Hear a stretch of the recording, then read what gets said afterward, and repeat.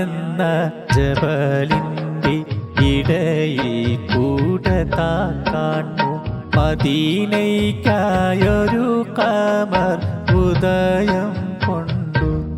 അന്ന് യസ്രീബിൻ മുഖം മാറി തുടുത്തുവല്ലോ.